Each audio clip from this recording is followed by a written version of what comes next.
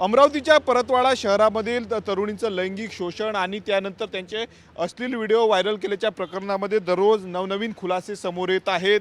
अमरावतीच्या कठोरा नाका परिसरामध्ये असलेल्या ज्या फ्लॅटवर आरोपी अयान तरुणींचं लैंगिक शोषण करत होता त्याच भागामध्ये असलेल्या रॉयल कॅफेमध्ये जर आपण पाहिलं तर या ठिकाणी तरुणींना तो आणायचा हाच तो कॅफे आहे। आणि या ठिकाणी जर आपण पाहिलं तर प्रति तास 400 रुपये तो जे आहे तो बसण्यासाठी देत होता। आणि या कॅफेमध्ये जर आपण पाहिलं तर वेगवेगळे कंपार्टमेंट आहे। या कंपार्टमेंटमध्ये जर आपण पाहिलं तर मुलींना घेऊन अनेक मुलं या ठिकाणी यायचे।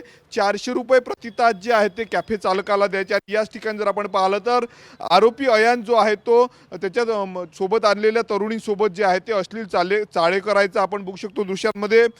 कठोरा अत्यंत गर्दीचा हा संपूर्ण भाग आहे। आणि याच भागामध्ये जर आपण पाहिलं तर द कॅफे रॉयल 10 नावाचा हा कॅफे आहे। आणि या कॅफेमध्ये तो या ठिकाणी घेऊन येत होता।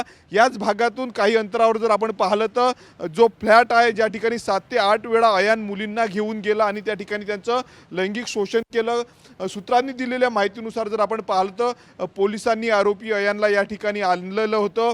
त्याने चौकशी केली असता कबुली दिलेली आहे। संपूर्ण या कॅफेचा काल पोलिसांनी जो आहे तो पंचनामा केलेला आहे। अयान एकट्या अमरावतीच नाही तर परतवाडा असेल किंवा अचलपूरच्या वेगवेगळ्या कॅफेमध्ये जे आहे ते मुलींना घेऊन जात होता। अमरावतीच्या या भागात अनेक असे कॅफे आहे की ज्या ठिकाणी मुलींना जी आहेत ती एक कंपार्टमेंट उपलब्ध करून दिलं जातं आणि तसंच कंपार्टमेंट या कॅफेमध्ये होतं। आणि या ठिकाणी अयान मुलींना घेऊन यायचा आणि या ठिकाणी त्यांच्यासोबत अश्लील कृत्य करायचा। कॅमेरामन निकेत दहातोंडेसह मी स्वप्नील उमप, TV9 मराठी, अमरावती।